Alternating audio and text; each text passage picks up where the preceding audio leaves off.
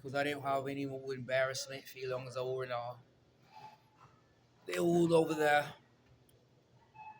While I get ready to, try to sort of expand my own mind, my intelligence, somewhere as I have a lot of reason.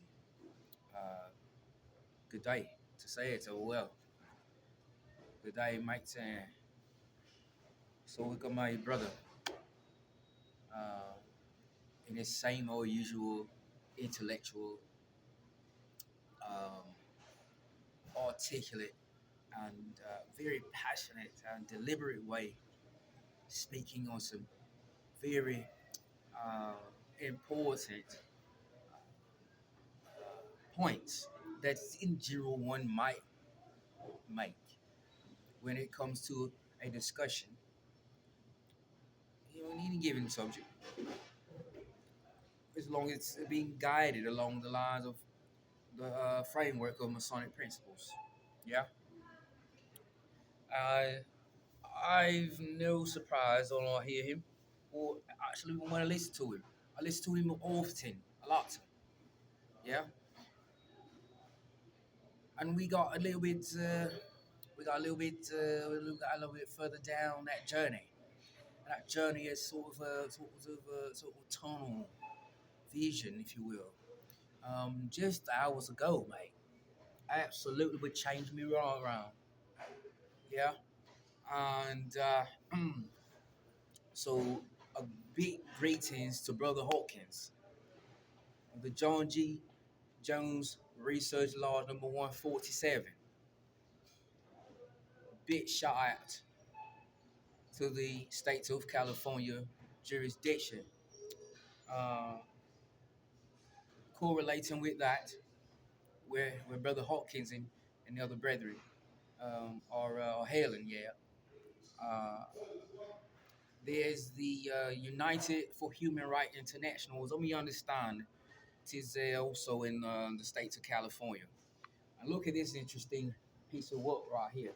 This is the educator's guide to human rights to teach the course called Bringing Human Rights to Life. Now, most recently, of course, as we were closing out the year 2024, commemorate year, mate, I endeavored along the course lines of the Bringing Human Rights to Life, of the Human Rights course. I did obtain the credentials as well as the credentials for the youth human rights. And so I've also accepted the charge to teach the course.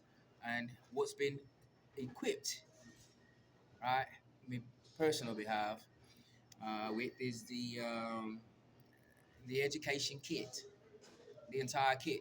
The it suits for a class of 24 students. I've got textbooks for each and every one of them. 24 textbooks.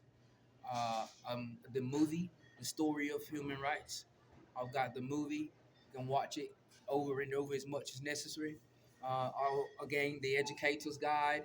Nice little two tabs there. Goes all through it. Um, and I also got a copy of the Charter, the South African Charter for Human Rights. And this is very important, as I pointed out with Brother Hawkins and other brethren who were attending the meeting not much more than hours ago, mate. Um, I asked him for some guidance, right? I asked him for a little bit of insight on how to deliver the course because I don't want to make it something that makes people uncomfortable because they aren't aware of Masonic philosophy, right? So, but they are humans, aren't they? Absolutely. So I want to bring the human rights subject to the surface, to the front of the education platform of North American Freemasonry. Hailing from Lodge 374, Deputy Grand Master, Brother David Wicker Jr. is our worshipful master under the Grand Lodge of Minnesota. And also want to give greetings to the Kent Duke Masonic Lodge in DC jurisdiction, Master Williams. Yeah. Illinois, Lodge of Research, my brethren. And Idaho Lodge of Research, 1965.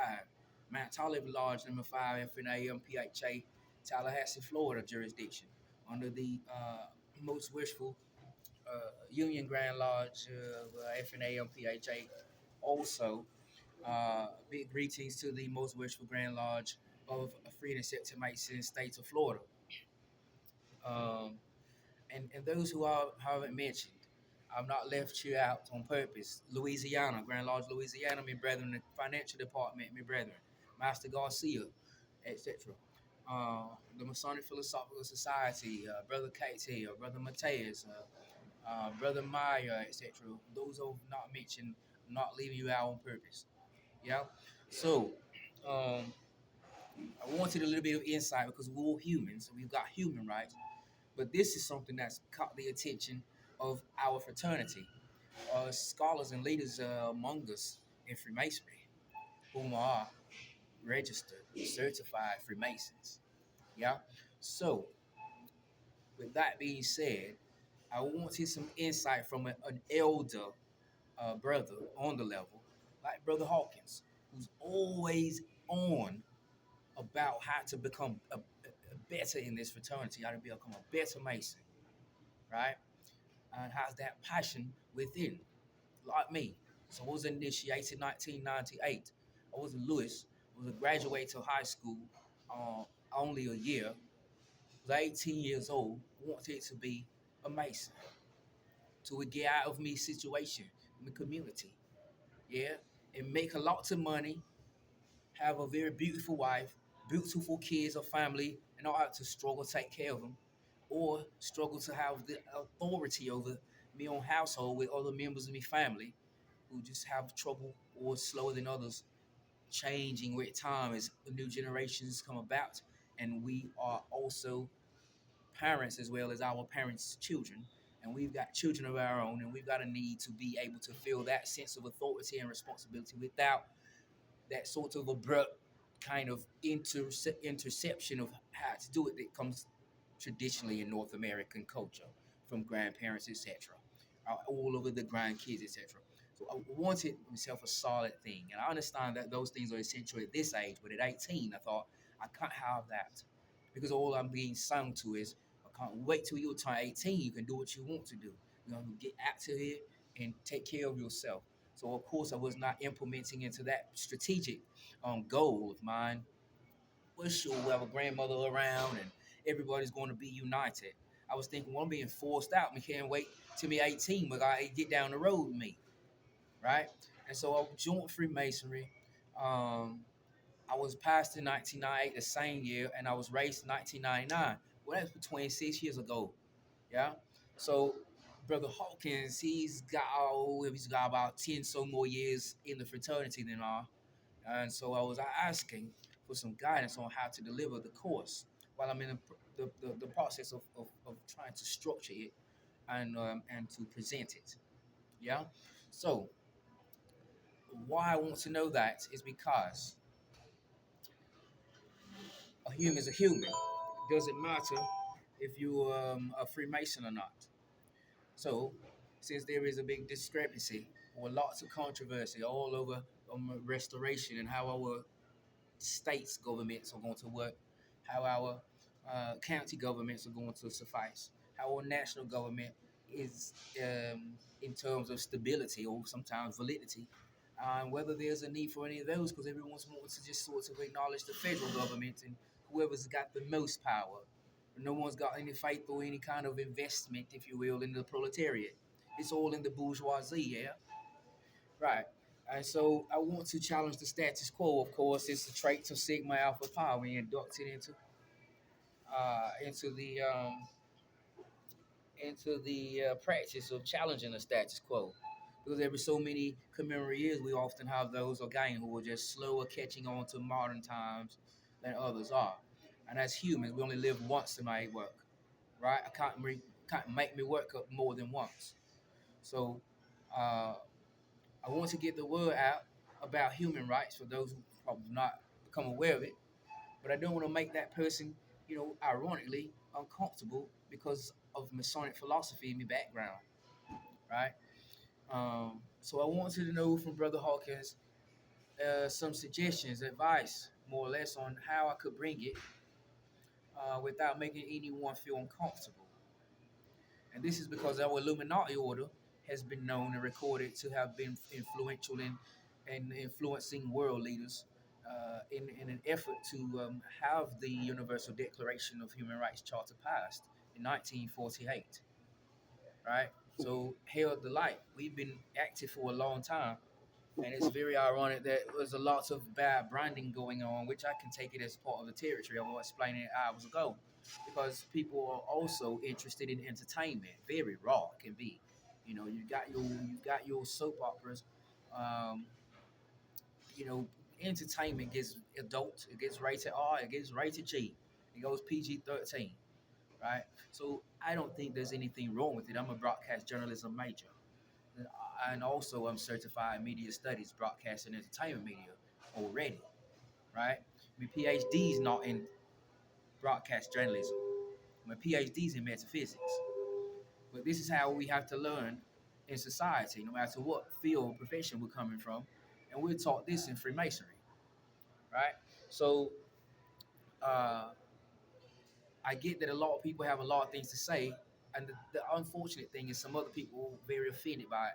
But you've got scholars like us who are professionals in this field who know it's just the way that the territory goes. Competition's here. Yeah, we know this from Athens. We know this from Rome. But not everybody's into history, are they? So they're taking the gift of gab, if you will, while some of us are really into the proliferate sorts of abundance in history. Yeah. With that being said, I wanted to know from him, you know, what his take on it is, because I am going to make sure that I am representing um, the me more than anything. And this we're taught in Freemasonry to disclaim here. What I say is not a reflection of Freemasonry or any view or idea of any Grand Lodge jurisdiction or Masonic jurisdiction I'm aware of. Rather, my own opinion and based on my experience. Now, 3 PhDs, etc., and 26 years in counting in the fraternity, active. Um, I am a Grand Master. I have been worshipful master, the Lord, etc. Um, I've, I've got approval to establish my own lodge from the head council and the headquarters in California. Um, and I just got the charge to teach bringing human rights to life. So, what's bringing this whole tie together? We're talking the PHA degree, if you will. We're going to talk with a lot of respect, yeah, because South Africa Lodge 459 is where Brother Hall, God bless, passed away to the Grand Lodge of above. Before me or any brethren or sisters I'm aware of who were even born, okay, he was passed away to the Grand Lodge of above. But he was a member of Lodge, South Africa Lodge 459 in the beginning, before he became such an entrepreneur that he started his own legacy, per se. Yeah, so the correlation with South Africa is that in the United Nations, 4 countries of Africa are a member of the United Nations, which is signed the charter, right? Um, Liberia, Egypt, Ethiopia, and South Africa. And Egypt, Liberia, and Ethiopia did participate in signing, passing the Universal Declaration of Human Rights. South Africa did not, and that's the correlation with South Africa Lodge 459, where we come from. When we let me make this very clear, us transcendental, transcendentalist uh, type of Masons, or enlightened Masons, where we have observed a lot of dialogue goes on within our fraternity, that goes back and forth about whether within the fraternity someone who will recognize as a Mason is in fact a valid Mason, or is he an invalid Mason, which is sort of stumbling over one's own shoestrings. Yeah. You can't be a one and on the other hand in the second premise you're not. When in the first you are, right? But they want to know if you're a real Mason, right? Or if you're not a real Mason, but you were still a Mason as they will profess it, right? They will profess you were a Mason, but you were a real one, and it's kind of ridiculous. What we want to do with all brotherly love is help clarify what the situation is. My pitch to the brethren hours ago is that it's not whether or not a person is clandestine or bogus or not, because of the definition of clandestine or clandestine. We pronounce it because clandestine refers or is associated or attributed to an organization, which is a plurality in context rather than a singularity. And so the entire Freemasonry can very well be clandestine because it does reserve its right to be private and confidential. Where brothers share or sisters share about their life experiences because there's a point or some moral lesson in it so that we can learn something. They take their own, you know, comfort zone and step outside of it to make sure that what's important in there, because of our craft, can get around to other people. We don't talk about those things and tell other people those persons' stories without permission. It's like when someone's drowning and a lifeguard jumps in to save you. You don't struggle and hold the lifeguard around the throat until he's or she's drowned as well, and they have certification to save you and you've not the certification to swim, mate. Let alone save someone else, right? So we don't want to strangle our rescue, right? We don't want to do that. It's very sublime because we're not in the position to do that in the first place. We got to learn how to relax, and what that is entailing here in this particular context, me mates, is vocabulary, more education on the words we choose, and so that we use them in the correct context. Because a clandestine entity is not a singularity ever. It's always referred to a plurality. So there can never be a clandestine Mason. There can never be a clandestine single individual. It's attributed to an organization. And yes, it does reserve its right. In my opinion, Freemasonry is very clandestine, but it's because we are individual human beings with human rights and awareness and consciousness of that, right? So we're not going to have someone share with us something that takes them to tell us or take us down the road of something very personal all across the world that's not being confidential. That they can't trust us very long if that's going to be the case either. We won't have a fraternity either, right? So it's not for everyone. We get it. This is why you can see on piece of me regalia is to be one ice one, to be one ASK1, mate. Make sure it's something that's really for you, yeah, man. It's not. It's a saying that comes from a JFK. God bless. That's not what your country can do for you. That's what you can do for your country. So you can't really expect to come into a fraternity and it's going to do something for you. You've got to be prepared, as you were when you contemplated it once you are in, to not lose track of where your focus is and continue to be that self-propelled individual, that intrinsic motivated individual or character, right? So you can't treat it like a game. You can't treat it like a game because then you're trying to treat other humans like a game. And that's impossible. It's so much of a paradox. You don't even want to get into it. How many, not even a paradox, how many paradoxes there are just lying there awaiting us, right? We could take all day and we know it can go round and around and we'll never get to a real conclusion, right? Because it's so ambiguous, if you will. Yeah, to ponder things that we've no personal connection with. We've just observed it. We've seen it on social media, or we've seen it in the statistics or on the billboards. It's number one, so we're going to gravitate that way. That's okay, but we've got to have a threshold. We've got to have one. And so, teaching human rights, this bringing human rights to life course in the icebreaker this morning, Jay. Where we'll get that one from? Well, South Africa Lodge 459. South Africa is the only one of the four countries of Africa that are in the United Nations that didn't sign the petition, right? So South Africa is into the concept of clandestine um, enterprise, right? Get day, it. And so South Africa is sitting. Prince Hall's South Africa lost 459 member, moves on, seeking dispensation, sets up his own lodge, sends the money to the UGLE. Instead, taking it in person, it never made it. Sent it a second time to the UGLE, never made it. Sent it a third time to the UGI. Yeah, it made it. Whatever, there's a lot of controversy around that because of what it is.